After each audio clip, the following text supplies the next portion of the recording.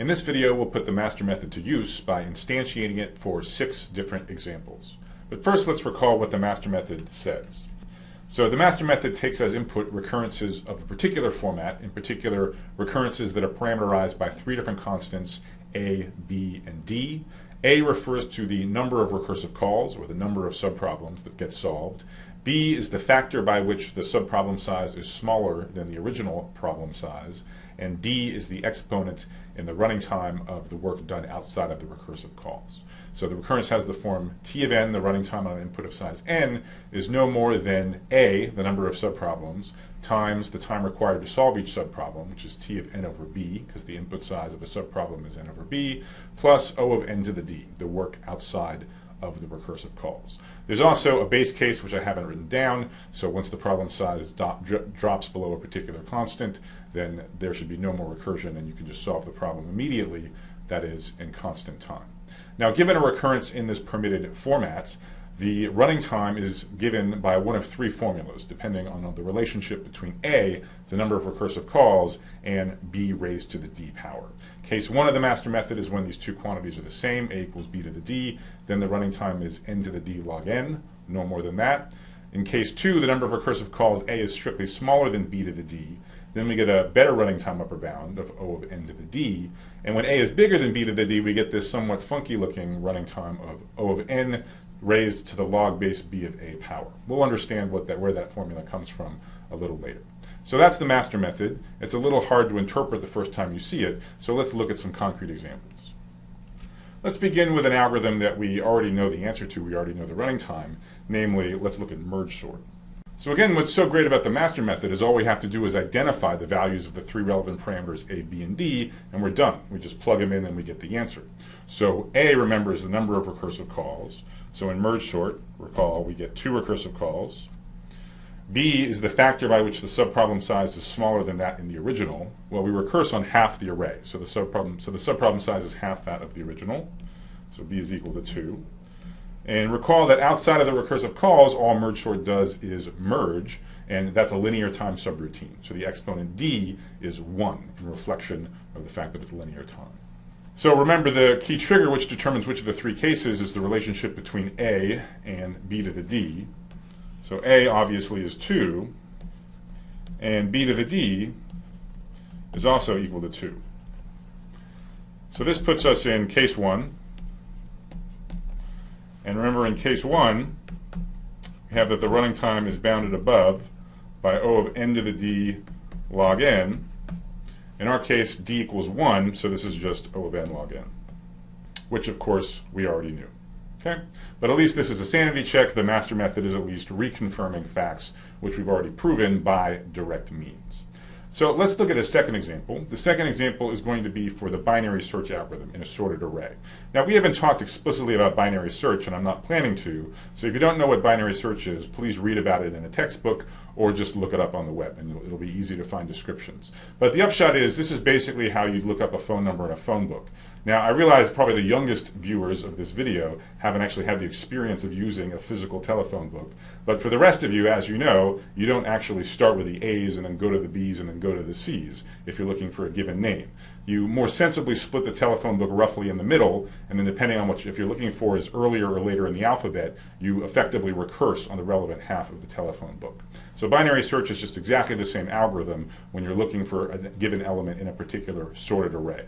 You start in the middle of the array, and then you recurse on the left or the right half as appropriate, depending on if the element you're looking for is bigger or less than the middle element. Now, the master method applies equally well to binary search, and it tells us what its running time is. So in the next quiz, you'll go through that exercise. So the correct answer is the first one. To see why, let's recall what A, B, and D mean. A is the number of recursive calls. Now, in binary search, you only make 1 recursive call. This is unlike merge sort. Remember, you just compare the element you're looking for to the middle element. If it's less than the middle element, you recurse on the left half. If it's bigger than the middle element, you recurse on the right half. So in any case, there's only 1 recursive call, so A is merely 1 in binary search. Now, in any case, you recurse on half the array, so like in merge sort, the value of B equals 2. You recurse on a problem of half the size.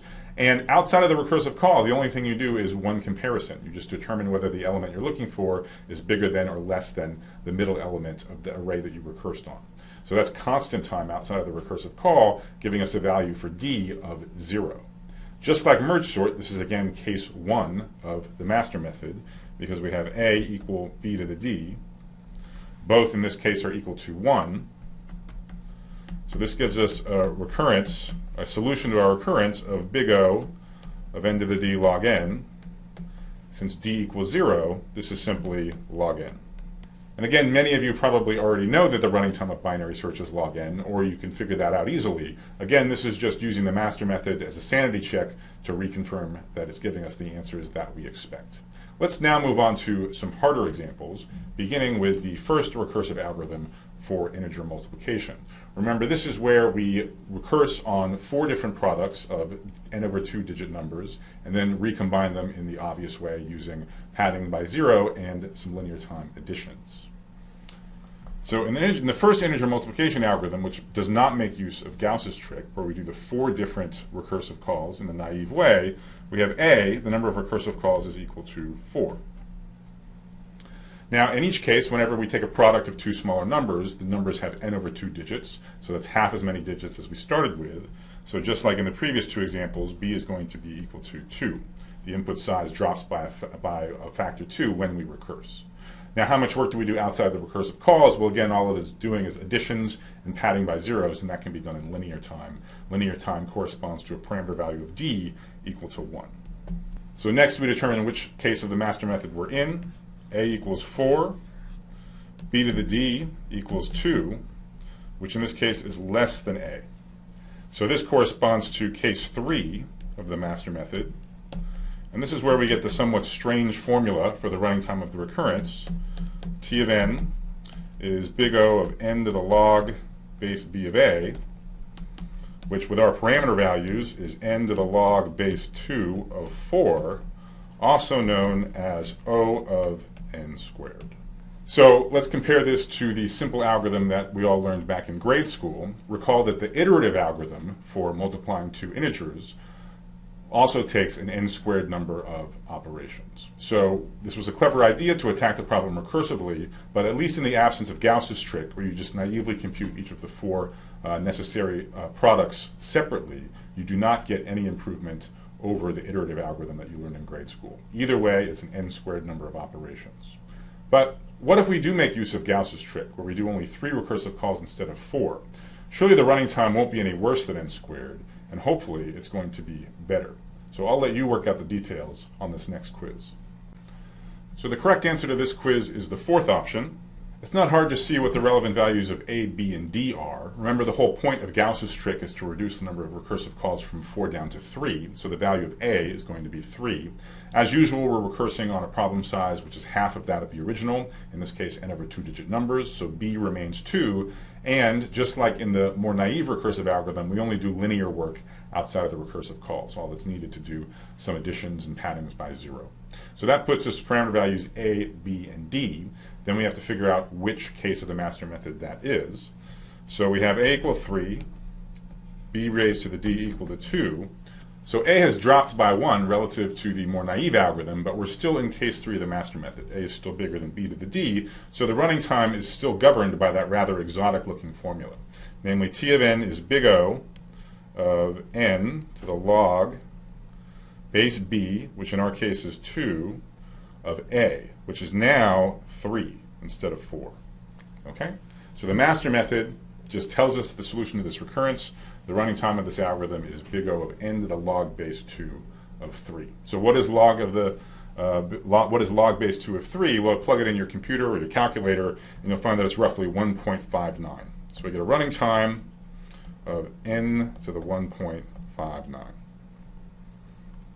which is certainly better than n squared. It's not as fast as n log n, not as fast as the merge sort recurrence, which makes only 2 recursive calls, but it's quite a bit better than quadratic.